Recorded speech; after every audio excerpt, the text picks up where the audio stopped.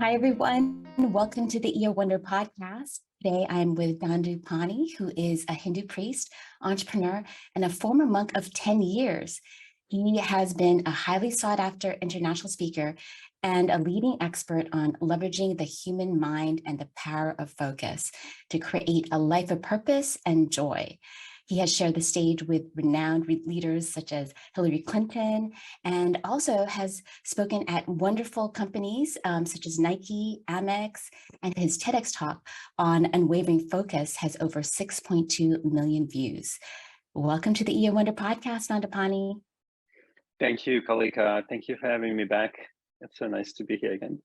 You're famous in EO circles, and so I don't even know if I really needed to give you that intro, but for everyone who doesn't know, I met Dandapani many years ago, first when he was in Los Angeles and when he's been speaking at regional conferences. And he is just one of the people that I still remember what you've taught us after so many years. I've been in EO for 14 years. And one thing that I remember you telling us, where awareness goes, energy flows. And today we're going to be talking about some of those practical tips, because the world is suffering. And yesterday I found out that my next door neighbor, while we were on vacation, took a chair out to his backyard and a shotgun and blew his head off. Oh my My God. next door neighbor. He was I'm so sorry to hear that.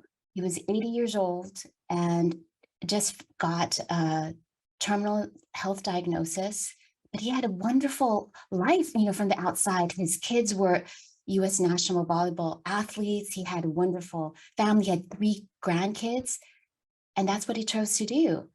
How can focus or concentration or learning these tools help us in this very difficult world, the environment that we have today? I think for me, it's the ability to focus gives us the ability to self-reflect and better understand ourselves. We never taught how to concentrate. That's something I always say all the time. And because we can't concentrate, and distraction is what we practice all day long, or most people practice all day long, and they're masters of distraction. So then how can you stay in a state of self-reflection long enough to look within and assess what's positive and what are the trouble areas, and then find solutions for the trouble areas? Most people's state of self-reflections could be a matter of seconds before then awareness switches to something else that's on the phone or going on around them. So you're never in a state of self-reflection long enough. Therefore, you can't see what the problems are. If you can't see what the problem is, how can you find a solution? It's interesting, I was spoken at an event in Seoul in South Korea a few years ago, and it was an event that Hillary Clinton spoke at as well. And during her talk, she made a statement that how do we expect to solve the problems of the world if people can't focus for longer than 7 seconds? And I thought, well, that was very insightful. If I can't stay with the problem longer than 7 seconds, I'm sure not going to find a solution for it. So that's why I'm a big proponent of learning to concentrate, because it's the very basic fundamental thing that we need in life. I was speaking at this Filipino Chamber of Commerce, and I was talking about meditation, mindfulness, and she got a little bit agitated. She's just like, well, you just say, go and meditate and go and practice mindfulness. How do you do that? How does someone do that? Yeah, that's a great question that you brought up. And because that's what people say all the time, right? It's like, be present, be mindful, meditate. Focus precedes meditation. So let's look at it. You have 24 hours in a day. We sleep 8 hours a day, roughly. As entrepreneurs, we probably sleep much less. And just say we're awake for 16 hours a day. And out of the 16 hours a day, just say the average person practices distractions 7-8 hours a day. They're jumping from one day to another in an uncontrolled way. So if you're practicing something 7-8 hours a day, that's what you're going to be really, really good at. And what I call the law of practice in my book states that whatever you practice is what you become good at. So if I'm practicing distraction 8 hours a day, after 6 months of practicing something 8 hours a day, I'm going to be a master at distraction. Now, if I go and sit down to meditate for 5 or 10 minutes, what do you think I'll be doing? Having spent the previous 8 hours in a state of distraction. So meditation doesn't help you to concentrate. One must need to learn how to concentrate first, then bring that practice of concentration into meditation. And I would define meditation, one definition of meditation is experiencing what we're focusing on. So meditation is a state of concentration. If I can concentrate on me in meditation, or concentrate on the experience of love or contentment or peace in meditation, then I can experience peace. But I can't experience something if I can't focus on it long enough. The same way I can't experience the food I'm eating if I'm constantly taking photos of it and sending it to my friends. So monks love to use technology, Yeah. right? It's not that. Well, at least the monastery I went to. Yeah. Yeah. How do we harness technology? By changing our perspective towards technology, meaning that technology is here to serve us, not we to serve technology. So I always tell people the first step in life is to gain clarity of what one's purpose in life is. You have a business, Citrus, among, I think, a couple of businesses you have probably. I'm sure there's a clear, and you explained to me before when you were driving the car, what the intention or purpose of Citrus is, what your target market is, your clients. You don't just take everybody, you focus on a certain group of people. So there's clarity around that. So people need to bring that same clarity into their life. Be clear of what your purpose in life is. Once you're clear of your purpose in life, then you can focus on it. The byproduct of that is that you start to live a rewarding life. But clarity of purpose needs to precede everything else. And once you have clarity of purpose, it defines then how you go about living your life. Purpose is critical. Purpose defines priorities. Priorities define then what you focus on in life. A lot of people don't know their purpose. Why? Because they never spend time with themselves and self-reflection. If I wanted to get to know you, I would need to spend time with you. If every week we went out for a cup of coffee, a glass of wine, and we spend an hour or 2 hours together having conversation, we'd get to know each other really well. I've been speaking to EO now for 12 years. Crazy to think of that, 12 years. First event was in 2010. And I've done a lot of forum events, and the forums events, the retreats are the most intense because everyone in the forum knows each other really well, or at least a lot of the older forums. Why do they know each other really well? Because they meet every month. When they meet, there's a structured meeting where they have very thoughtful conversations, and there's a consistency. So now over 5, 6, 7 years, and some forums have been together for 10 years, 15 years, those people know each other better than they know their spouses. Most people never spend time with themselves in self-reflection, and because of that, they just don't know who they are. And people give the excuse, when I go for a walk at night with my dog, that's my time, alone time. But no, I go, that's walking your dog and picking up poop. Self-reflection is time where you sit down by yourself, no music, no books, no journals, and you are having a conversation with yourself the same way I would have a conversation with you to get to know you. And if we don't do that, how would we get to know each other? And if we don't do that, how do we get to know ourselves? If we don't get to know ourselves, then how do we know what we want in life? How do we know our purpose? We don't. Everyone is externally focused, not internally focused. That's right. Yeah. So the first step is to gain clarity, and the second step is focus or concentration. Is it the same? Focus and concentration are synonymous. There are two words that mean the same thing. So I use them very interchangeably. I would actually reverse the process. I would start with concentration first. So in my book, The Power of Unwavering Focus, I talk about purpose and focus, but I said that focus needs to come first. Because unless I can concentrate, I can't stay in a state of self-reflection long enough to discover my purpose. It would make sense intellectually that, okay, I need to find my purpose and then focus on my purpose. But in order to find my purpose, I need to be able to concentrate. If I can't, I'm so all over the place. How would I even know what I want? Wow, that is so huge, because you're right. Everyone says, I need to find my purpose, and then I'll go down that path. But you've reversed that. Yeah. How would you, if you're all over the place, how would you even stay long enough to even, look at yourself to figure out what the heck you want? That's so true. So can you give us some practical tips on how to concentrate, how to focus? Yeah. So in the book, I talk about understanding the mind first and how the mind works. And you've heard me say this a bunch of times, Kalika. In understanding the mind, we need to understand the difference between awareness and the mind, and they're two completely different things.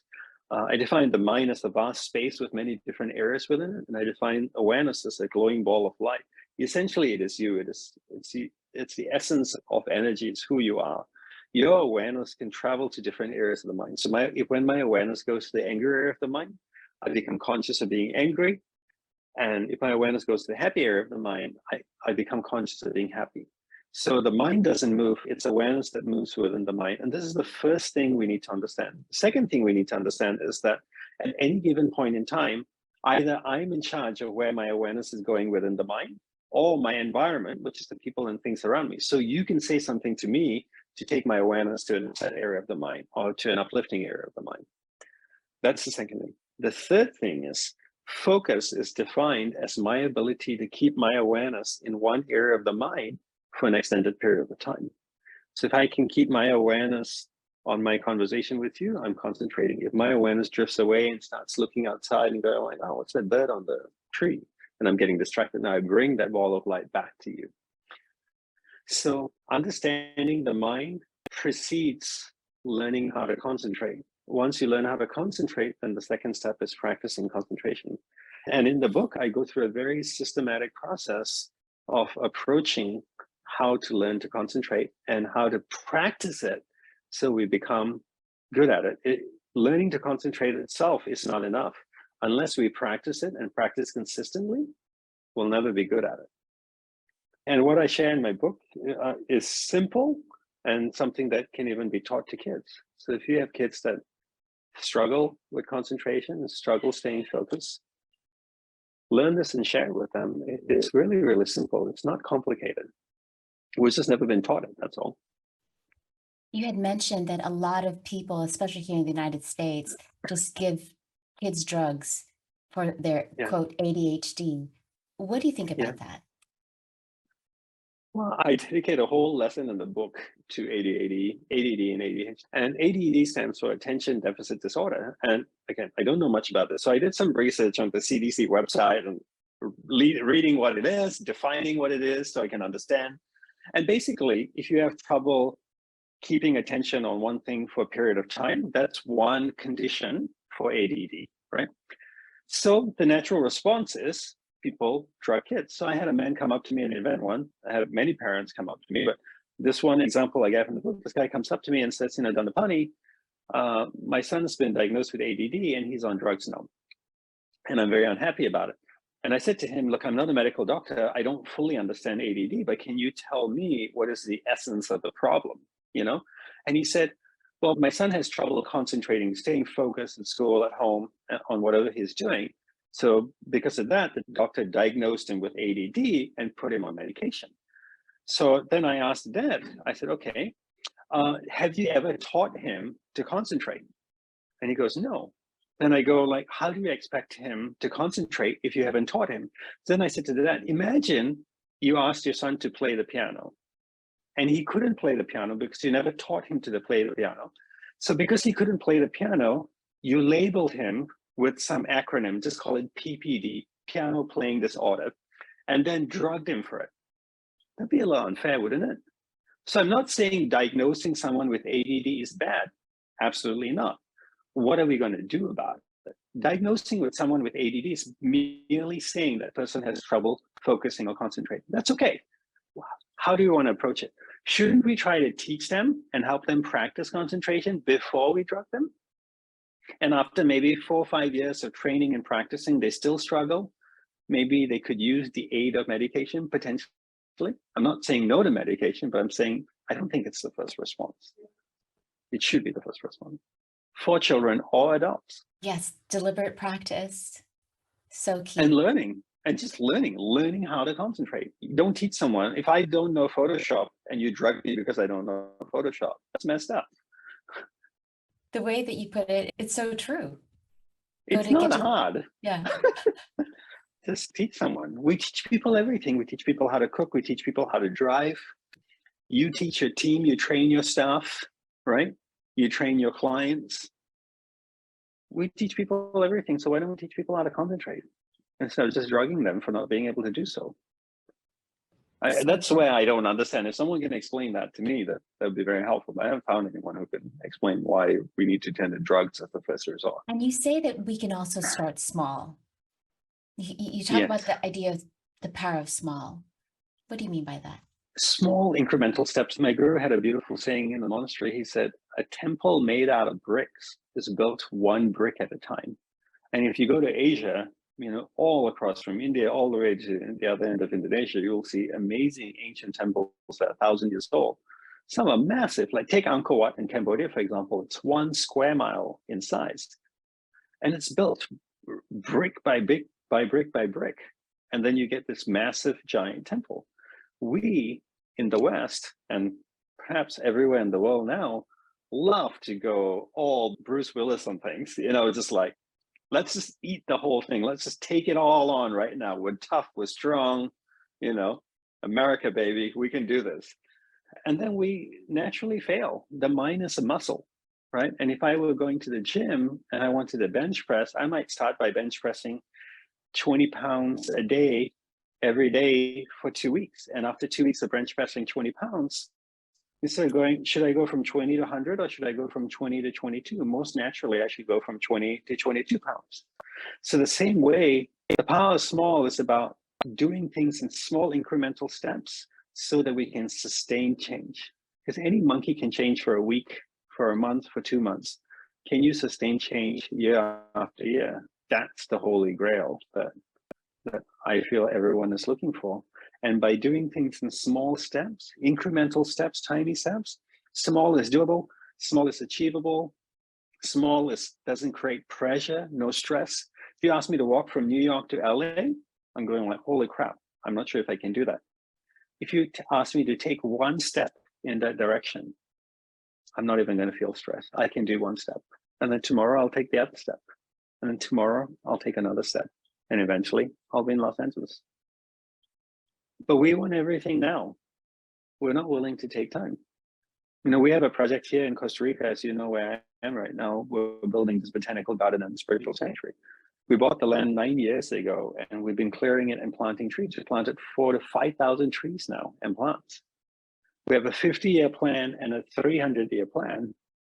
So that's the whole, one of the themes of this project is the power of small, incremental steps. We have 50 years and a 300-year plan. So no rush. If I do things one thing at a time, we'll get there. That is so wonderful. So 5,000 trees already. That's 5,000 trees and plants, 1 tree at a time. Sometimes 2, but always in small little incremental steps, just little bite-sized pieces. Because we're willing to take time, right? We're willing to take time, and most people aren't willing to take time.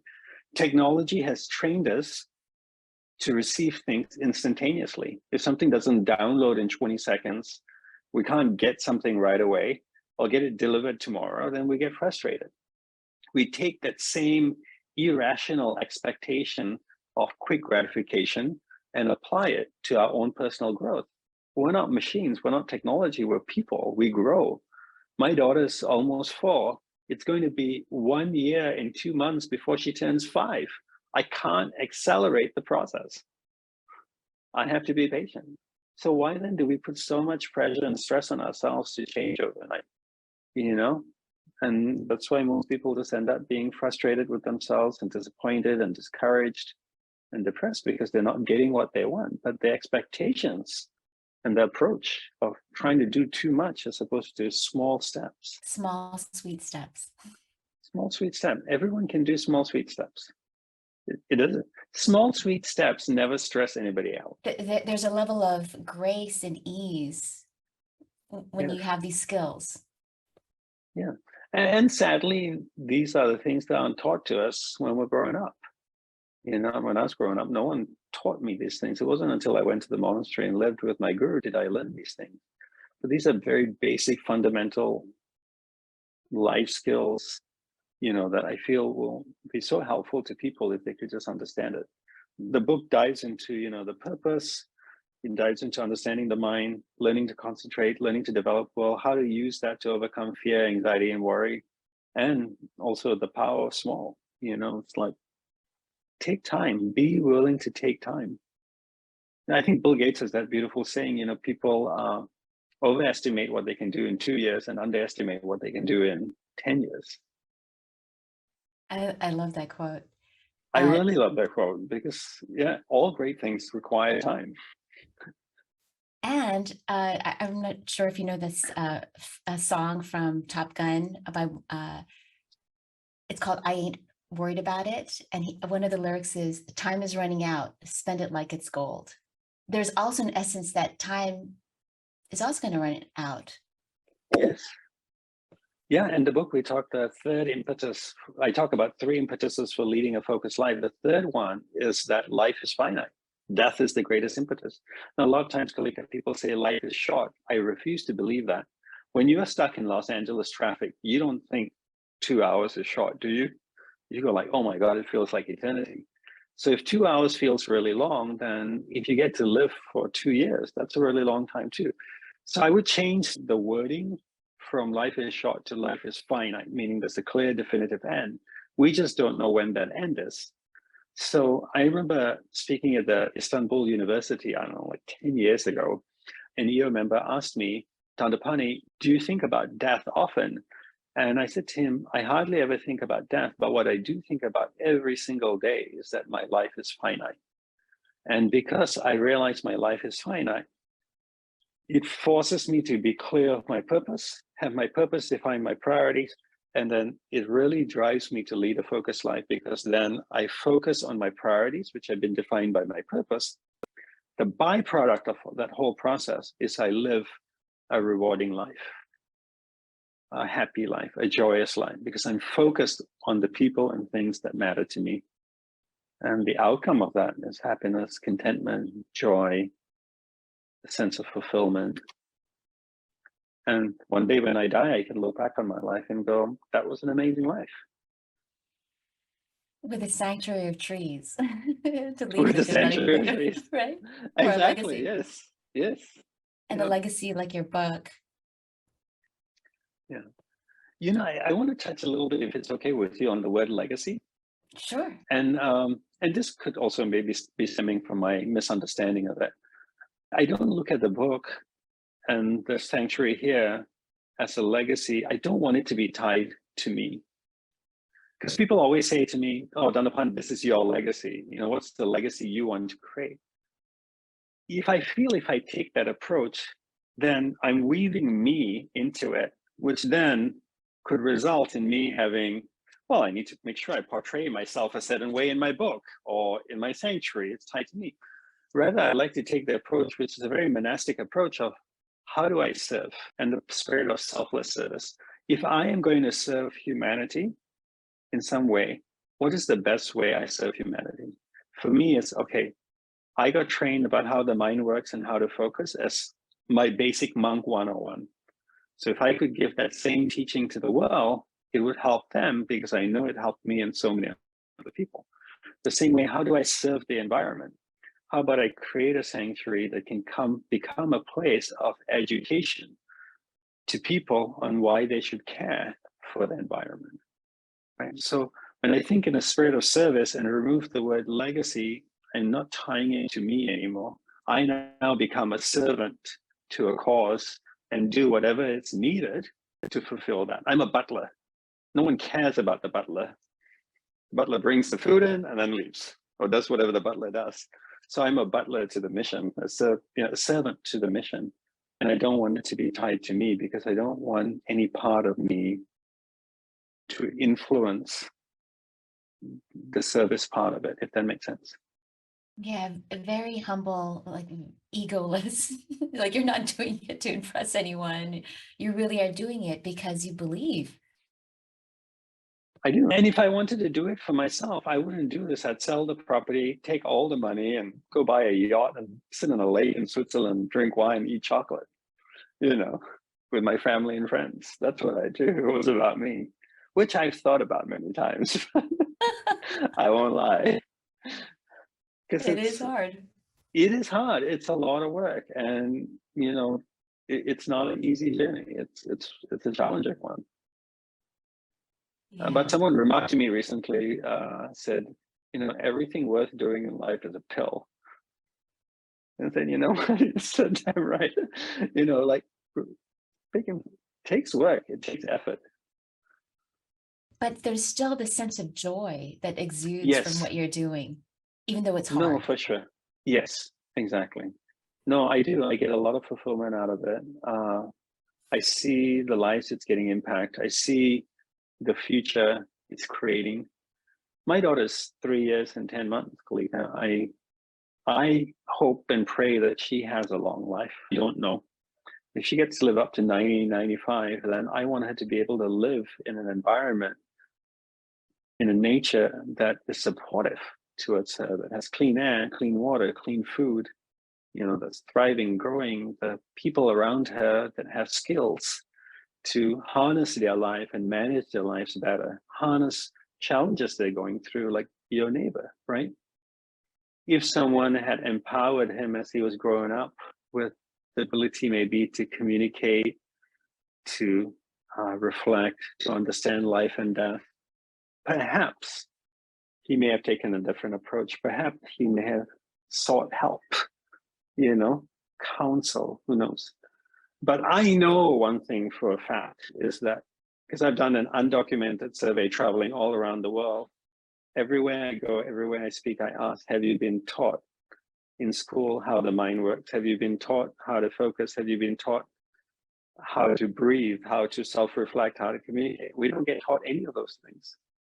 So we grow up, we face huge challenges like a terminal illness, and then we don't know how to handle it. And we take actions that may not be the best ones, And that's what, the sanctuary here in Costa Rica's mission to do is to empower people with tools and teachings so they can be self-reliant. They can lean on their own spine, and at least have the capability, the tools, the insights, the teachings to then either seek help or solve their problems themselves.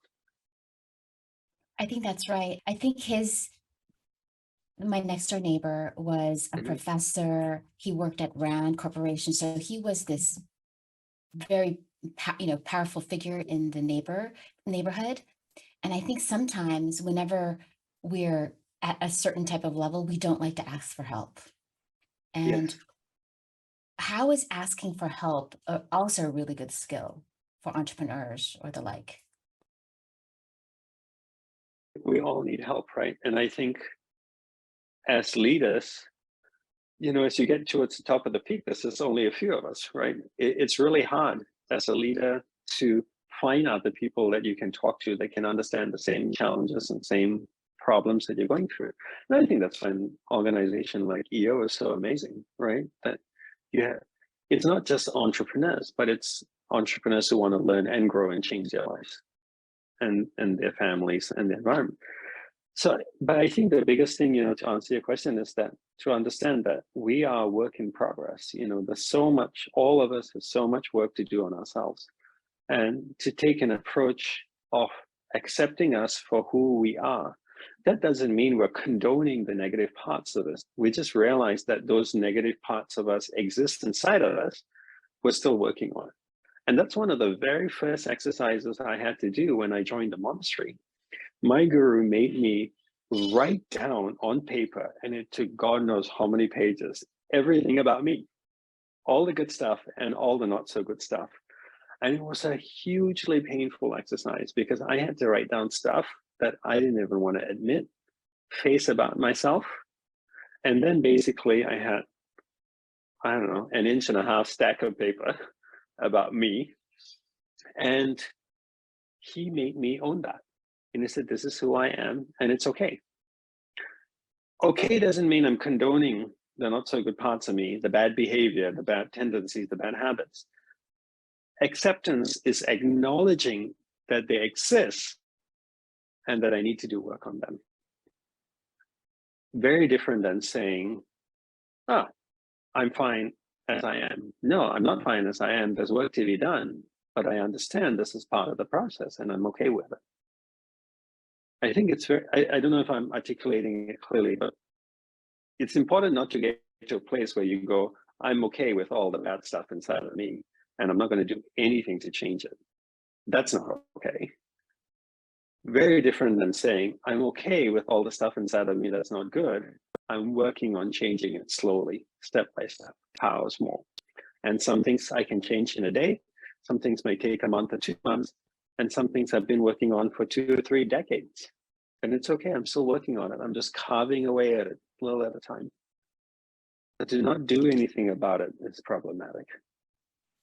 I love that because it's first looking, then seeing with your mind's eye, and then telling the Yeah. truth, Yes. and then taking action. And ownership, right? Complete ownership over it. And I think the problem also with leaders is that the problem is not oftentimes with the leaders, it's the expectations that others put on leaders. They expect you to be perfect. They expect you not to get upset. I remember for many years when I first left the monastery, once a year I would take a group on a retreat to Asia. Quite often it would be to India. I remember once taking a group to India. I was hot, I was tired, I was exhausted. And some guy was trying to haggle me for like 20 cents, right? And I lost it and I yelled at him. And I remember somebody in my group said to me, like, Dandapani, calm down. It's okay. You know, and I think people look at me and expect me, okay, I have to be at peace all the time. I'm always focused. I can't get upset. I never get distracted. I don't get annoyed. I don't get cranky or tired. But that's bullshit. I'm human. I never claim any of that. The only thing I talk about is the mind and how the mind works and how to focus. I never claim to be perfect. And I think people take that same expectations on entrepreneur leaders, CEOs, and just expect them to be perfect when they're not. And a lot of entrepreneurs I know never claim to be perfect. But I think the burden of perfection is placed on them, which then makes it much harder to go and be vulnerable and talk about things. And ask for help. Yeah. And ask for help, exactly. And I think that's why organizations like you are so great, because then entrepreneurs can talk to entrepreneurs. You know, I've worked with some professional athletes as well, you know, like at the highest level. People look at them the same way people look at actors who are really, a great actor is really great at acting. And that's all they can do, potentially. They could be shitty husbands, shitty wives, you know, shitty parents, whatever else. They could be crap at everything else, but they're really good at acting. But somehow people expect them to be perfect at every aspect of life. Oh, he broke up in his marriage, it's terrible. Or he did this, it's a terrible person. I had actually an interesting story. I had a EO member say to me, he took one of his mentors, who's a marketing expert, out to dinner one night. And the man brought his wife, and during dinner, that marketing expert was not very nice to his wife. It was kind of rude and, you know, short with his wife. And then the next day, the entrepreneur told me that, you know, you should never take your hero out and spend time with them, because then you really get to see the real side of them. And he wasn't very nice to his wife, and he wasn't very, and I said to him, dude, he's a marketing guy. He's not a relationship expert. He never claimed to be a relationship expert. He never claimed to be a great husband. You know, he knows how to market stuff, and that's all he can do. So why do you place the burden of him needing to be a great husband on him? That's so unfair, right? It's like, you do what you do, and if I place the burden of something else on you that you don't claim to be, then that's not fair. And I think that's happens a lot to leaders. Does that make sense what I'm saying? And I think for, you know, the reason why I'm just like in awe is because you get these valuable insights because you're reflecting almost real time. Like a lot of times people will blurt out things without even thinking about what they're saying, but because you can you were really concentrating on what he was saying and was able to give him insight that he couldn't see. And I think it has to do with your ability to concentrate. I guess I would just, you would have just gone with it, because you would have just been like, yeah, what, you know, like you would just, what a dick, you know, like, why is he so horrible to his wife? Yeah. But you were able to step back and just sort of see everything because you were really focused on what he was saying. You were really with him. And that's That's why I why I was harp just about, like shocked. Like, I think part of listening is the ability to concentrate. If I can't concentrate, how can I listen to the words coming out of your mouth and process it? Because you start saying a few words and then I start thinking about something else. I go like, oh, fascinating. Yeah, he's such an idiot. You know, yeah. As opposed to going like, dude, he's a marketing guy. If he was telling you something stupid about marketing, then you can, go like, yeah, he's a horrible marketing person. That's fine. He never claimed to be a good husband. So why are you beating him up on it? I'm not yeah. condoning what he is doing. I'm just telling you, you're placing expectations on him that he doesn't deserve. Nor did he ever claim to be a good husband. Yeah, so wise. It's So the same way people look at me and go, expect me to be all these things, which I'm not, which I never even claimed to be. yeah, And I think that's, yeah. So one of my friends is Sam Harris, who has that Waking okay. Up app, and he gets the same thing each time. Like he came up with this meditation app, and then he'll write something about something in the New York Times, and people are like, "Well, why do you get so upset?" He's talking about a certain issue, and he's like, "I'm human. I'm human. Exactly. I can get upset about people and their COVID views if he wants to. Like, allow him, let him take his journey." He's also on a journey as well. Yeah, Allow him. exactly. Yeah, allow him. And just because someone's teaching meditation or focus doesn't mean they're enlightened, and they're perfect in every aspect of life. That was one thing that I learned. So I went to my first silent retreat last year, and the one thing I learned was to be okay with other people's journeys. There was this one girl in the very front who was trying to raise her hand. At the very end, they allowed people to talk, and she kept on raising her hand, a small Asian girl, probably 12 times. I was watching it, and I got so incensed because I wanted to do something. I wanted to write a note to the facilitator, like, and then later on, I was like, again, because I had a little bit of practice to observe like what was happening with me. I'm like, wow, you're getting mad about what? Let her be. Let her be. And then I saw how I'm like that with everything, where, oh, I want to insert myself in your in your journey. Like, just let them Yeah. enjoy their journey. And if you look at it as a journey, and everyone is at a different phase of that journey, then it's so much easier to express empathy and compassion and understanding. Because when you look at it as a path, if someone's at the bottom of Everest and someone's at the top of Everest, then the expectations are very different of what they're going through, the struggles, the emotions. So when I look at someone, I go, where are they in their spectrum of human evolution? Are they still in the Neanderthal stage? Or are they in the mature, evolved human being stage? And based on where they are, that's how one should relate to them. And that's why understanding the mind is so important, because we all have a mind and it's the same mind. And if we understand how the mind works between the instinctive nature, the intellectual nature, and the intuitive nature, right away we can peg where someone is in that journey of those three states of mind. And based on where they are, we can talk to them. If I find someone's in the instinctive nature of the mind, which is the animal nature, then I don't try to reason with them. Instead, I'll offer them a drink or some food to eat, because that's what animals do. You don't reason with animals. You offer them food, you offer them comfort, you offer them shelter, and that keeps them calm and secure.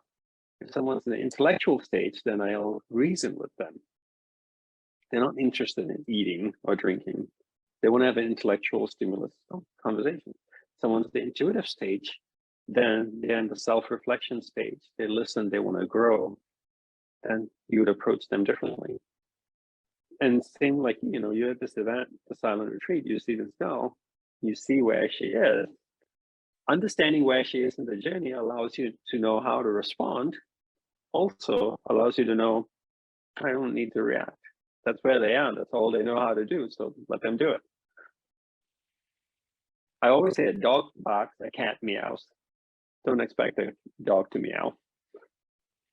And as soon as you expect a dog to meow, that's when you're going to get frustrated and upset and angry and annoyed, and you want to insert yourself in their life and their journey and change things. what a dog does. A dog barks. Let it bark.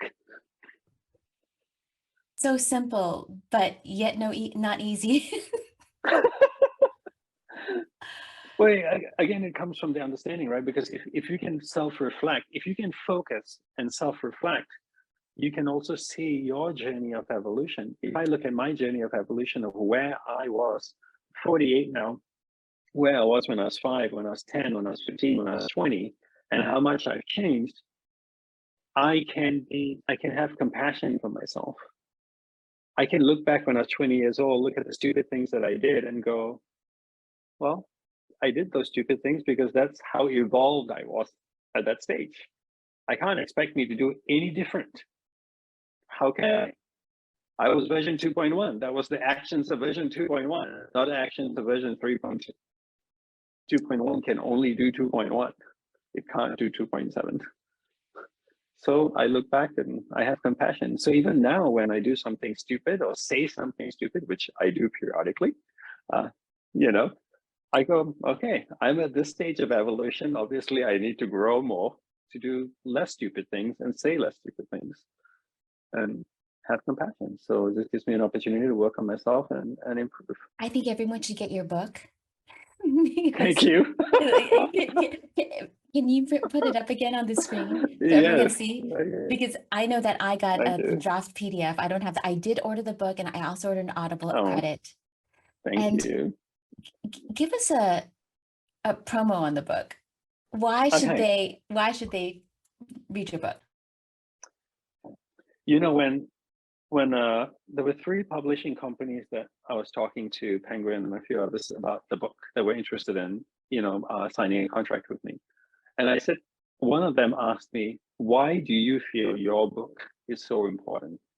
And I said, because it teaches you how to focus. And if you can't focus, all the other books in the world are useless. In order to read a book, you need a couple of things. One, you need the ability to read. If you can't read, books are useless. Second, you need to be able to focus.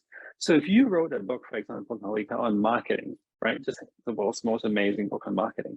If I can't focus on the page long enough to consume the knowledge you're trying to give me, what the hell is the point of your book?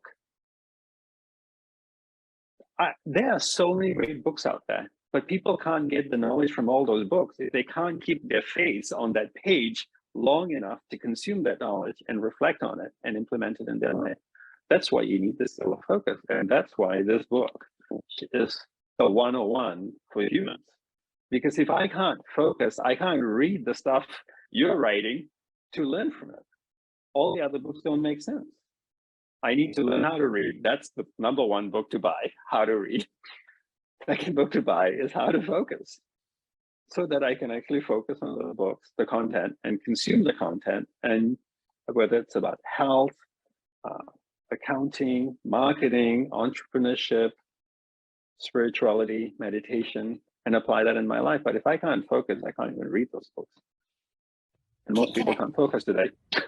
Can I share a book that you told me to buy? Yes. Oh, wow. and have I read it? Look how thick it is. No.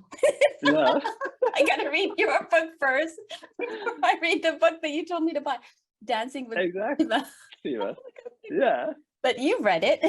So I have read it. yeah. So that's the greatest, I would say, pitch for why you should read this book. And the second is, I would say, Kalika, ultimately we have one life, right? We don't like to think about it. We don't like to talk about it. You have a husband, you have kids. I have a wife, a daughter. My daughter's going to be 4 in a couple of months. I want her to live a long, amazing life. But the reality is, I don't know how long she will live. I don't know how long my wife will live. I don't know how long I will live. I can't negotiate with that. And if I can't negotiate with the fact of how long I live, then what can I do about it? I can make sure that the time I have, I live the most amazing, rewarding life I can possibly live. When my guru was dying in the monastery, one of the last things he said on his deathbed, Kalika, was, what an amazing life.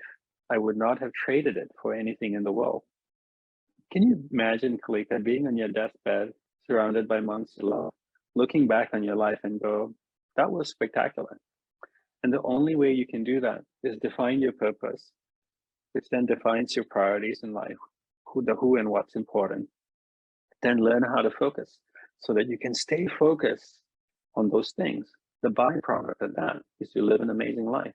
But if you can't stay focused, then you're going to get distracted with people and things that don't matter. You get to the end of the life and go, well, that was a waste. That's why this book, I feel, is important. Yes, everyone go buy it. How do they buy it? Online is the best way, or you can order it on Amazon, Barnes and Noble, basically most digital stores out there. It's going to be translated in 20 languages, but that'll happen in the coming year or so, I would say. But the English version is out, so you can order it online. You can go to my website, dandapani.org, and you'll see the links for all the booksellers, but you'll get it in bookstores as well, airports and different places.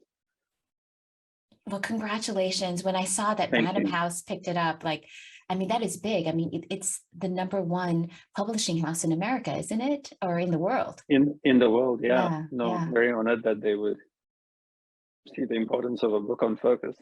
Yeah, it's such a joy to always be with you. You always provide such great insights. Do you have any other final thoughts to entrepreneurs who are listening? I would say two things. One, first, I want to say, I know this is EO podcast. I want to always express my gratitude for EO.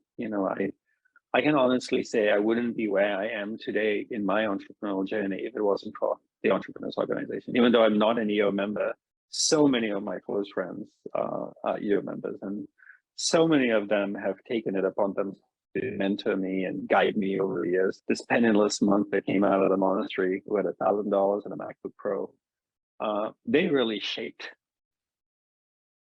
me to become who I am today, and continue to shape me to be better. So it's an amazing organization that's really transformed my life. And for the members that are listening, I would say, spend time in discovering your purpose in life. Because you all have companies and you work hard at figuring out the vision of the company, the mission of the company. And if you can't figure it out, you have consultants, advisors, groups come together. You invest time and energy to gain more clarity about what service you're providing, what products you're providing, getting narrower and narrower in that. You should take the same approach with your personal life. The more clear you can articulate your purpose in life in a few simple words, the more rewarding your life will be. And that's the greatest gift you can give yourself, because the more rewarding life you live, as you uplift yourself, you'll uplift everyone around you as well. And what a great gift to give yourself and everyone in your life. Thank you. With that, I wish you all the luck with your book launch, because it's happening next month. And if there's anything I can do to support you, or buy books, or host some type of book signing, are you out and about, or are you in Costa Rica doing virtual events? I'm in Costa Rica doing virtual events, but I'm going to be out about in the next few months. So I definitely want to do something in LA, and I'll reach out to you and we can find something. Yes, the Learning Chair is in my forum, and I'm a past president, so I have a little bit of a say in the matter. Yeah, no, but that would be really amazing. We would love to do something. And but I would say, and also to all the entrepreneurs that are listening, if you have companies and you want to, from a purely business side, want to increase your productivity, your efficiency, teach your teams how to concentrate. Don't just tell them to focus. Don't say, hey guys, we got this thing due in a month. We need everyone to focus. Show them how to focus. This book is a great investment in that. And not only will you help them in their business, in their work life, in your business, but also in their personal life as well. They can go home and focus on their spouse and their kids and lead more rewarding lives. So it's a great investment for a business as well, if you want to get a copy for your team. Or perhaps hire you. Google, TikTok, come on. Yes. Exactly. Thank you, Kalika. Thank you so much. You're just such a joy. Thank you for having back. Always. Likewise. Thank you so much. Thank you, Kalika.